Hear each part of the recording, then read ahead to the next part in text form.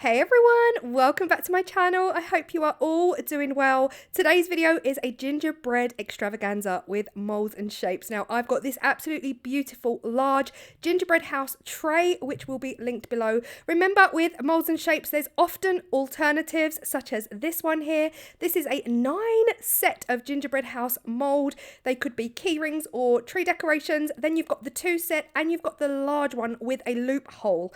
You've also got the 6 set, okay? Mine does not have a loophole. It is a tray, so there's no hole at the top. If you wanted to make a hole at the top, of course, you could drill it. Now, in today's video, I'm not only using the house, I'm also using these. You would have seen it last year. I'll leave the card here if you missed it. I made air dry clay gingerbread men. It was a scatty, messy video, and boy oh boy did I love it.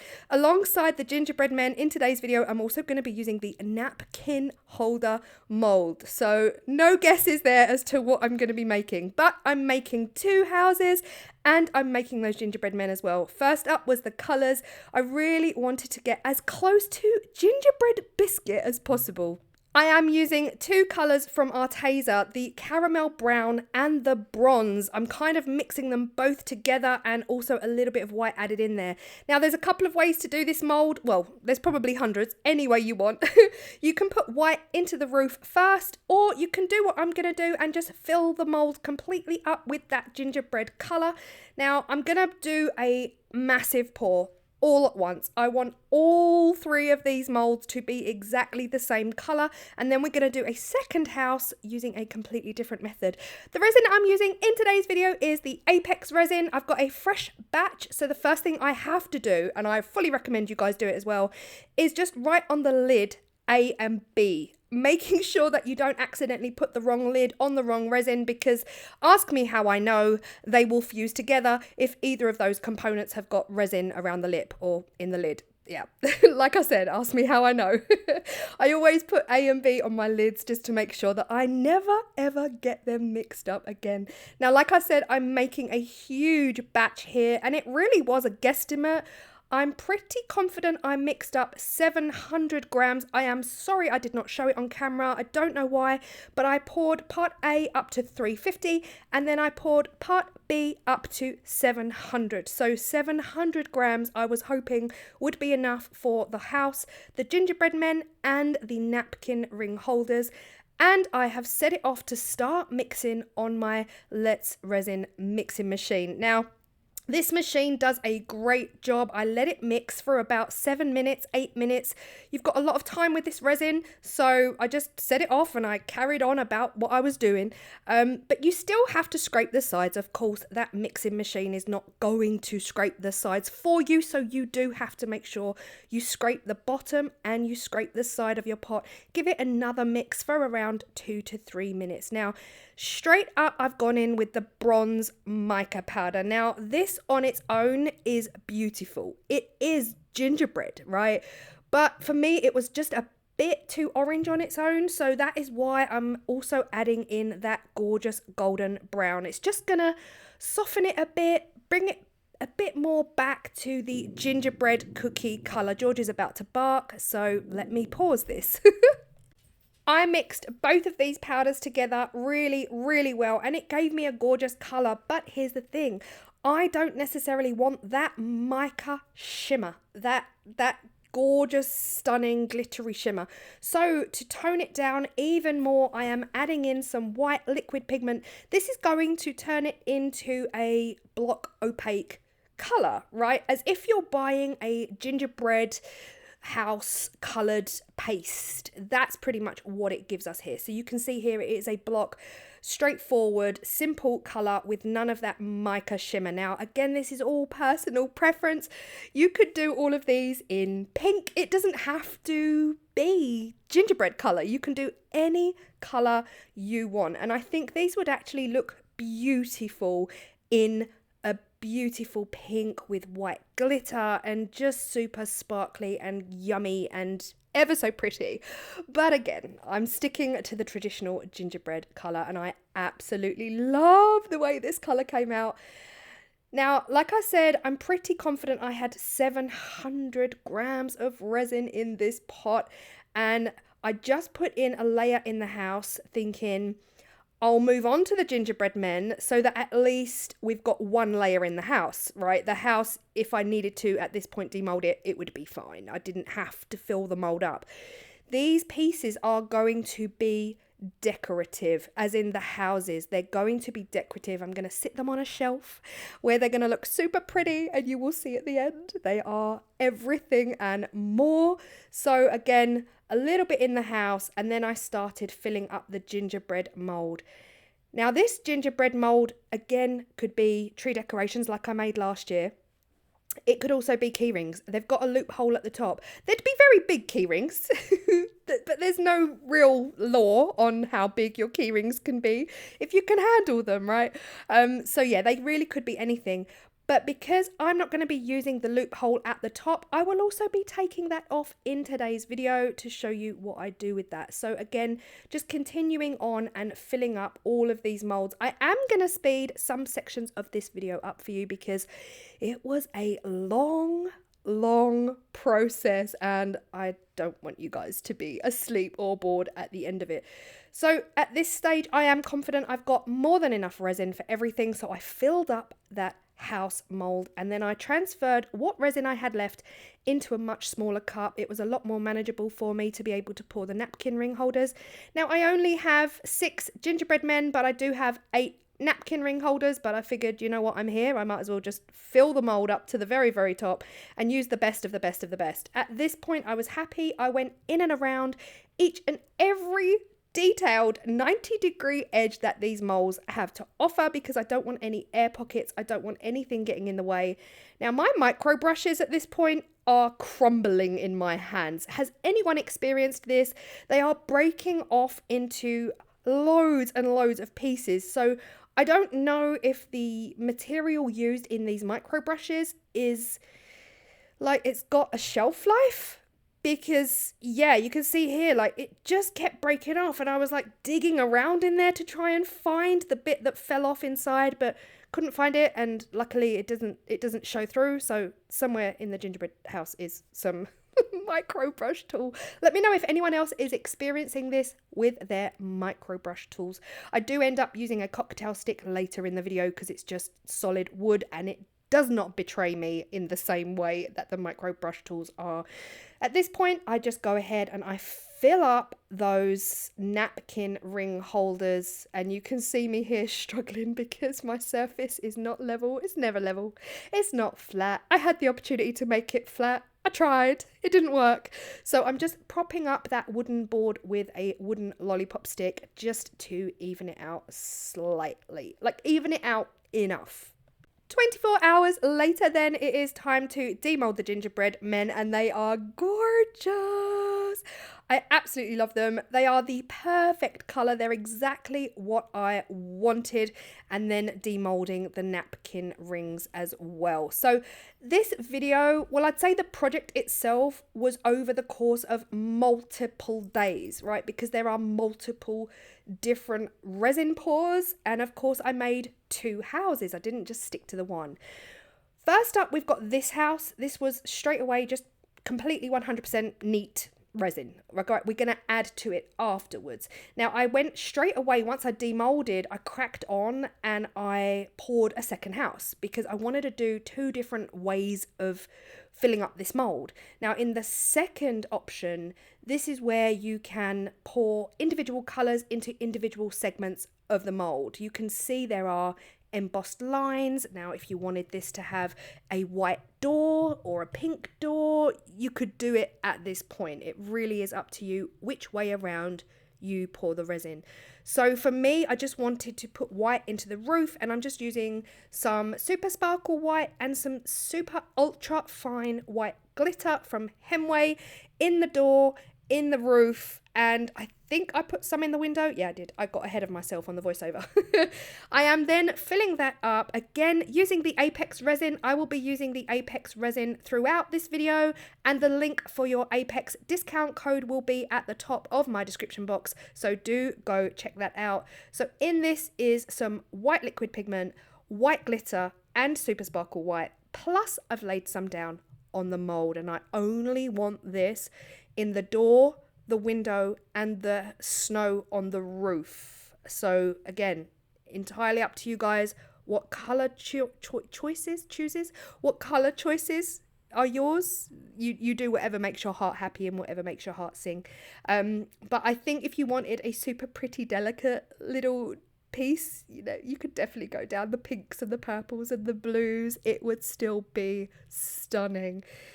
So that's what I did. We are here. We are pouring the white into the door, into the window, and we're going to fast forward a little bit to the point where this is done, because you don't need to sit through it. And at this point, I got another stick and I'm just evening it all out, bringing it up to those edges. I did make a little bit of a mess, so I did have to wipe up a little bit, but I wanted to make sure that I got those areas filled. So that second house has now been put to one side to cure up overnight, and I'm going to move back to this house. So this one, like I said, is the one where I just went straight in with the gingerbread, because now we can add the snow to the roof. So again, whichever way you want to do it, you do it.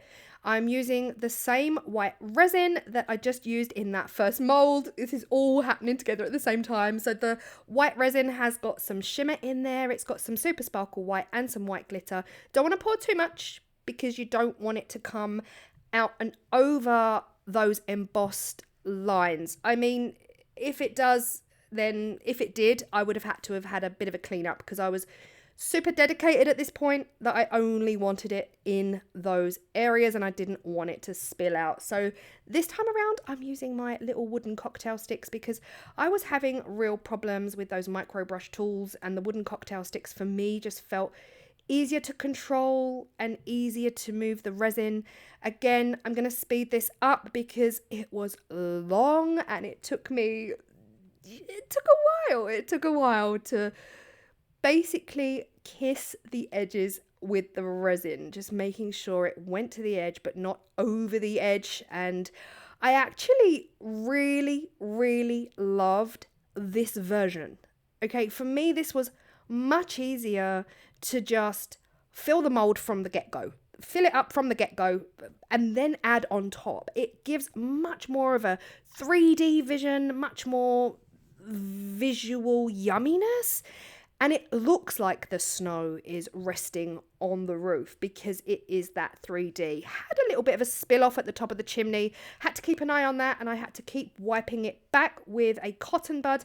But other than that, we did good. We did good. And all of that white resin stayed where I wanted it. Now, this is me. This is 24 hours later. Again, the white roof has cured, and this is me on my phone looking at different ways to decorate a gingerbread house. And we're going with puffy paint. Now, I have used puffy paint on air dry clay. I don't know if I've used it on eco pouring mediums, and I've definitely never used it on epoxy resin. Would it peel off if we peeled it off? Probably yes. Can we put epoxy resin over puffy paint once it's fully cured up? I don't know. I've got puffy paint decorations from last year that are currently on my tree, and I can still dig my nail in to the puffy paint. The paint's probably dry, so theoretically I'm thinking we could put epoxy resin over the top of it and it's not wet in any way. But yeah, for the purposes of these, I'm thinking, they're gonna sit on a shelf. So as long as that puffy paint is dried up and cured, I'm happy. I'm more than happy. And I think it would really take some effort to sit there and physically peel it off. That's not my intention. So I'm hoping that the puffy paint will go the distance and last. And I'm loving the decoration on these. Again, I'm I'm referencing images on Google, and I'm just taking little bits from individual little pictures, like I like this element on this picture and I like this little heart on this house, and I'm gonna kind of combine it all to do what I love most on just this one house, and I am fully obsessed. Again, just a reminder, this is gonna sit on a shelf. I'm not going to be putting anything on this. It is a tray mold. It is. However, not for me. I'm not using it as a tray. I'm not going to put anything hot down on here that's going to probably melt the puffy paint. And I'm not going to be putting it on my Christmas table with anything on there that's going to be detrimental. So moving on to the second house, this is fully cured now, like I said, 24 hours later, and I'm just using some packing tape to clean up the surface. I got glitter and all sorts of resin drips on there that I don't want to stay on there. So again, packing tape does the job. I actually ordered these as well. In the process, I ordered some squeezy bottles with fine needle tip points at the top because I wanted to do some of the piping design on the gingerbread as well.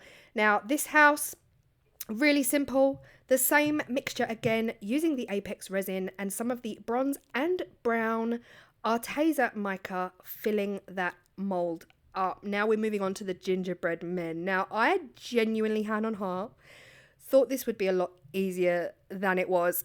My ability to squeeze a bottle was a little bit limited, but I did my best, and I just mixed up the rest of that resin, added in some white liquid pigment and poured it into my squeezy bottle. Now these squeezy bottles are easy to clean up, guys, so don't think I'm just sacrificing this bottle.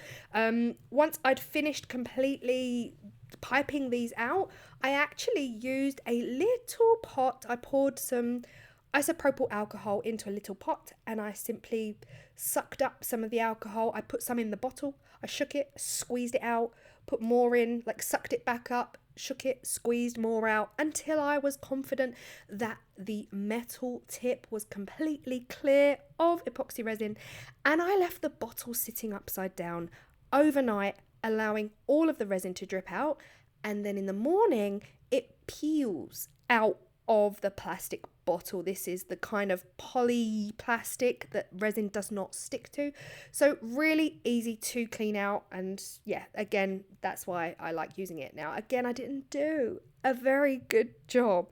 You could, if you wanted to at this point, use acrylic paint, white acrylic paint. Any cheap branded crafters white acrylic paint will have done the job, or any color that your heart desires. But I just decided to go for epoxy resin because I didn't want to have to top coat these, for one, and for two, these are gonna get a lot of handling and use. So I figured epoxy resin would be the most sturdy, durable way forward. However, I did not do a very good job. They are not very neat. And whilst my first layer of piped design looks really messy, I ended up using a heat gun to try and level it all out, right? Epoxy resin is a self-leveling casting medium. And I thought that if I just put some resin into all of the piped lines and use my heat gun really over every single one, every millimeter of every single gingerbread man, that it would help that resin disperse and just lay flatter.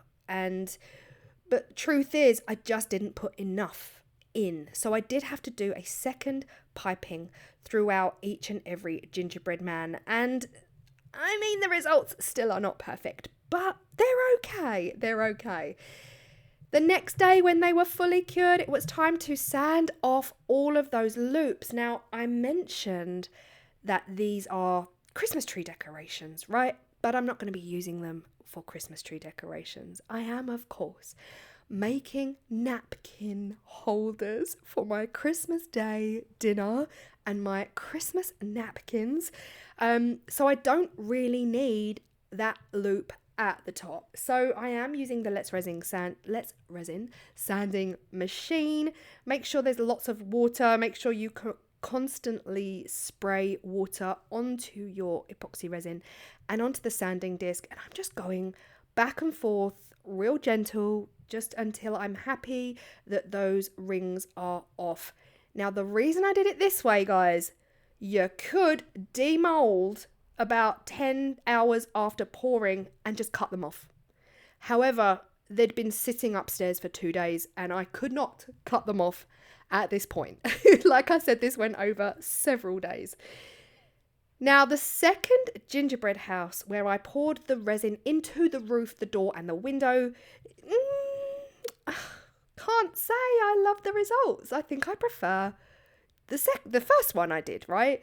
So it came out super messy. The resin went out and over those embossed lines. And I knew at this point I needed to lay this thick.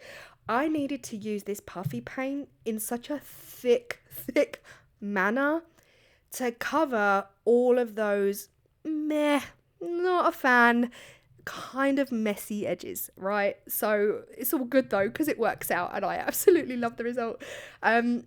It allowed me the freedom to go for it and give the roof those icicles and do all of the things and make it juicy and yummy. And yeah, so happy. Again, I am referencing gingerbread house icing designs on Google and taking little snippets from the ones that I really love just to put onto this tree.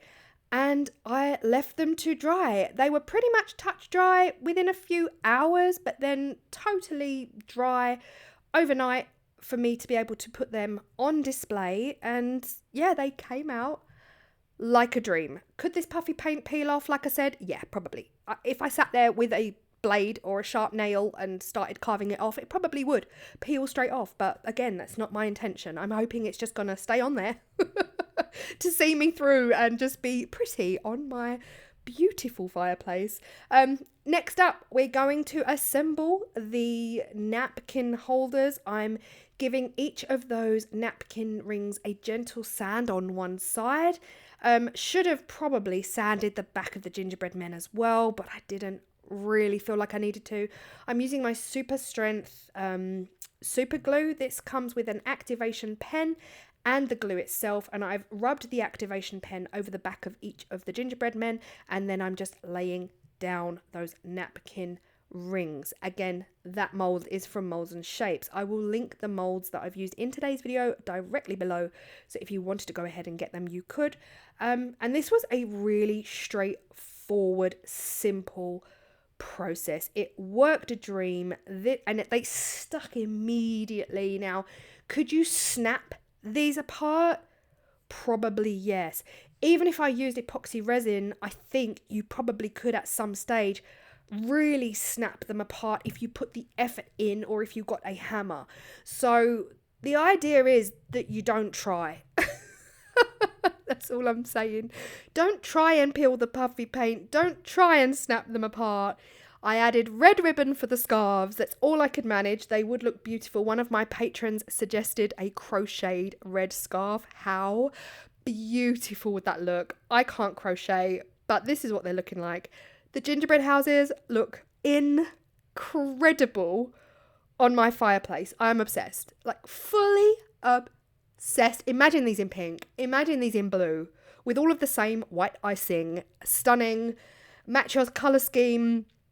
Unreal. Gothic even. If you're into the macabre and you like a dark gothic Christmas, these could totally be black or dark purple. Whatever gets your heart happy and makes your soul sing, you go for it. But these, I am obsessed. And these guys, I just love them. Now, I have got from Amazon the most beautiful top quality catering restaurant grade 45 by 45 cloth napkins. I will link them below as well.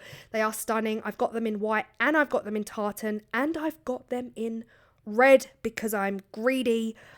Again, I think they look better on the tartan. I think the white is a little bit too stark. However, if you've got a heat press, you could individualize. Stop it now. You could put all of your family's names on the napkins and personalize your napkins. I mean, I absolutely love the results of these gingerbread houses and these gingerbread men napkin ring holders. Let me know your thoughts. I hope you feel inspired. Again, could you make these with eco pouring medium? Absolutely yes. Absolutely yes, you could. You could do either one. Epoxy resin and or eco pouring medium would work absolutely perfectly in the gingerbread and in the houses too. And yeah, I love it. Thank you so much if you've stayed to the end. This was a long one. I appreciate you all so much, and I will see you all in the next video. Bye.